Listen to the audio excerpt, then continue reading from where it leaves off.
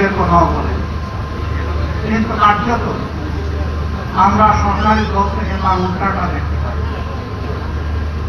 দুইটা ভোট একসাথে হলো, একটা ভোটের রায় তাদের পক্ষে গেল, মেনে নিলেন।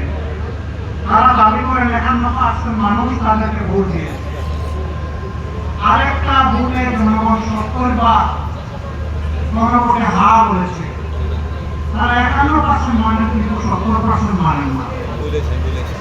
এটা লজ্জা, এটা দুঃখের। ওই ৭০%-এর রায় যদি বাস্তবায়ন হবে, বাংলাদেশ থেকে সত্যিকার অর্থে সেদিনই ফেসিবাদ বিদায় নেবে। বিএনপি প্রত্যেকটি বিষয়ে পতিত পালিয়ে যাওয়া ফেসিবাদের রাস্তা ধরে হাঁটা শুরু করেছে। আমরা একসাথে মজবুত ছিলাম। বিনয়ের সাথে বলতে চাই, আসার চেষ্টা করে ওই আওয়ামী লীগ হতে পারবেন না, দুর্বল আওয়ামী লীগ হতে পারবে। সেই আওয়ামী লীগ যারা জাতিকে নিয়ে, বিরোধীদেরকে নিয়ে ব্যঙ্গ বিদ্রোহ করত, আজকে তারা কোথায়? আপনারা এই কাজ শুরু করেছে। যে আওয়ামী লীগ তাদের পুষ্য লাঠিয়ালদেরকে নিয়ে সমাজের বিভিন্ন জায়গায় কর্তৃত্ব কায়েম করেছিল, সেই আওয়ামী লীগের পাশে তাদের দুঃখের দিনে কোন লাঠিয়াল এসে দাঁড়াতে পারেনি। আফসোসের বিষয়, রাষ্ট্রের মৌলিক যে সমস্ত জায়গায় পরিবর্তন দরকার, সুশাসন কায়েমের জন্য, সত্যিকারের স্বাধীনতার সাহায্য মানুষকে দেওয়ার জন্য, প্রত্যেকটি বিষয়ে বিএনপি বিরোধিতা করে চলছে। এটি জাতির সাথে সুস্পষ্ট কথা। তারা তাদের দেওয়া একটি কর্মসূচি সংস্কারের তাদের ইতিহাস, এটাও তারা বিরোধিতা করছে। আমার মনে হয় তারা যে বিরোধিতা করছে, এই জ্ঞানটা ওদের তারা হারিয়ে দেয়।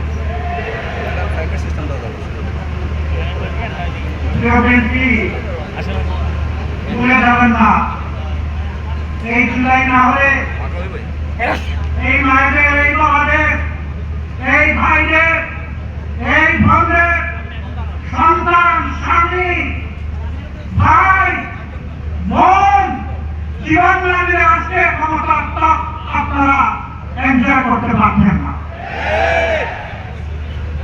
তককে বসে ভুলে গেছেন, আপনারা আগেই বলেছিলেন। শহীদ পরিবার যখন বুকে কষ্ট নিয়ে কান্নাকাটি করছিল, শহীদ পরিবারের কাছে তখন আপনাদের ছুটে যাওয়ার সময় ছিল না। আপনারা ৫ আগস্টের পর ৭ আগস্ট পার্টি অফিসের সামনে দাঁড়িয়ে বলেন, আমাদেরকে নির্বাচন দাও, আমরা ক্ষমতায় বসতে চাই। শহীদ পরিবারের দুঃখ আপনাদের অন্তরকে স্পর্শ করে নাই। আহত বন্ধুদের নিয়ে আপনাদের কোনো কর্মসূচি বাংলা জাতি দেখে নাই। আপনারা এই বিপ্লবের বেনিফিশিয়ারি, যারা বিদেশে ছিলেন স্বদেশে আসার সুযোগ পেয়েছেন। এই বিপ্লব না হলে আপনারা বোধহয় কল্পনাও করতেন না দেশে ফিরে আসা। আমার সম্মানিত জেলের সহকর্মী পার্টনার আল্লামা মামুনুল্লাহ বলেছেন, বিএনপির শীর্ষ নেতারা জেলে ছিলেন, একসাথে ছিলাম। তারা অকাশা ভেতরের বলছেন ৪১-এর আগে হাসিনা এবং আওয়ামী লীগের ক্ষমতা থেকে সরানো সম্ভব না। ২৪-এর অভ্যুত্থানের পরে ৮ তারিখ যখন বঙ্গভবনে শপথ নিলেন উপদেষ্টারা, বিএনপির বাংলাদেশে উপস্থিত সর্বোচ্চ পর্যায়ের একজন নেতা, আমি পাশাপাশি ছিলাম। উনি আমার জিজ্ঞেস করলেন, কি হয়? আমি কিছু না বলে আসমানের দিকে আমার এই আঙ্গুলটা উঠালাম। তিনি বললেন, আসলে এটা খোদাই দেওয়া, এটাই মিরাকল। সেই খোদাই দান ভুলে গেলেন। এখন কেউ কেউ দাবি করে অমুক আন্দোলনের মাস্টার মাইন্ড, অমুকের নেতৃত্বে এই আন্দোলন সফল হয়েছে। এগুলো সব ভুয়া। আমরা কারো ন্যায্য অবদানকে কখনো আমরা অস্বীকার করি। আন্দোলন আমরা সবাই করেছি, কিন্তু আমরা স্থিরে লিখতে পারি না। আমাদের তরি সমুদ্রে ভাসমান ছিল।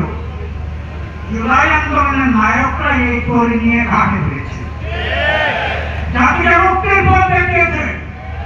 তাদেরকে সম্মান করতে ভালোবাসতে শিখুন, তাদের নিয়ে তুচ্ছ-তাচ্ছিল্য করবে না। আপামর ছাত্র সমাজ জীবন বাজি রেখে তখন ঝাঁপিয়ে পড়েছিল, শ্রমিকরা পাশে দাঁড়িয়েছিল, মারা রাস্তায় নেমে এসেছিল, স্ত্রী তার স্বামীকে পানি এগিয়ে দিয়েছিল, সন্তান করে নিয়ে রাস্তায় নেমে এসেছিলেন। এই দিনগুলো ভুলে যাবেন না। সংগ্রামী ভাই বোনেরা, আমরা এখানে আগামী দিনের আন্দোলনে শরীক হওয়ার জন্য দাওয়াত দিয়ে আপনাদের এখানে আনি। আমরা এনেছি কৈফিয়ত দিতে। আপনাদের প্রত্যেক ব্যক্তি এবং পরিবারের কাছে আমাদের দায়বদ্ধতা আছে। আপনাদের কারণেই আজকে আমাদের এই রাজনীতি, এই সংসদে যাওয়া, এই নির্বাচনে অংশগ্রহণ করা। আমরা কি পারলাম কি পারলাম না তা আপনাদের জানার অধিকার আছে। সংসদে আমরা প্রথম দিনে দাবি করেছি, আমরা শপথ নিয়েছি। যারা শপথ নেন নাই, জাতির সাথে দেওয়া ওয়াদা ভঙ্গ করে জাতির সাথে তারা প্রতারণা করছে। এরপরে যখন জাতিকে প্রতারিত করা হয়েছে, আমরা নোটিশ দিয়ে আলোচনার ব্যবস্থা করেছি, তারা তার বিরোধিতা করেছে। যে আইনগুলো সংশোধন না হলে, যে অধ্যাদেশ বাস্তবায়ন না হলে দেশবাসী শাসনের পরিবর্তন হবে না। সেই সবগুলা আগের মতো, আগে স্বৈরাচারী সরকারের মতো রাখার পক্ষে তারা অবস্থান নিয়েছে। আমরা বিএনপিকে পরিষ্কার করে আমরা দেখতে পাচ্ছি সম্প্রতি কয়েকদিন ধরে বিভিন্ন জায়গায় জায়গায় শিক্ষা প্রতিষ্ঠানে, ঢাকা বিশ্ববিদ্যালয়ে, এমনকি এখান থেকে মাত্র কয়েক ক্রুজ করে আইনের আশ্রয় দেওয়া থানা, সেই থানার ভিতরে ঢুকে দুঃখজনকভাবে রাষ্ট্র নির্বাচিত প্রতিনিধিদের উপরে হামলা করা হয়েছে। বার্তা পরিষ্কার। যেদিন তারা গণভোটের রায় অস্বীকার করেছেন, আমি বলেছিলাম বিএনপি আজকে থেকে বেশিবাদের পথে যাত্রা শুরু করবে। এইটা বেশিবাদ। গতকাল আপনারা দেখেছেন নেত্রকোনায় জাতীয় সংসদের নির্বাচিত সদস্য, বাংলাদেশ জামাত ইসলামের প্রতিনিধিত্বকারী, জনগণের প্রতিনিধিত্বকারী অধ্যাপক মাসুম মোস্তফার উপরে হামলা করা হয়েছে, গাড়ি ভাঙচুর করা হয়েছে, তার সহযোগীদেরকে নাজেহাল করা হয়েছে। এটা কোন বাংলাদেশ? এই বাংলাদেশকে আপনারা চেয়েছিলেন? আপনাদের সন্তানদের আবার পায়ের গোড়ালি দুই টুকরা করা হোক আপনারা চেয়েছিলেন? আপনাদের সন্তানদের পর প্রতিষ্ঠা দিবসকে দাও, তিরিশ পুরানোর হেডরেকে আঘাত করা হোক আপনারা চেয়েছিলেন? এই বাংলাদেশকে আমরা ধিক্কার জানাই। বাংলাদেশ আমরা চাই না। আমরা পরিবর্তনের বাংলাদেশ চাই। এই বাংলাদেশে শিশু যখন ঘর থেকে বের হবে, কিশোর যখন বের হবে, যুবক যুবতীরা বের হবে, আমার মা বোনেরা বের হবে, তখন কারো বুক দূর দূর করে কাঁপবে না। তারা নিরাপত্তার সাথে বের হবে, কাজ শেষ করে আবার নিরাপত্তার সাথে করবে। আমরা ওই বাংলাদেশ চাই। ঠিক।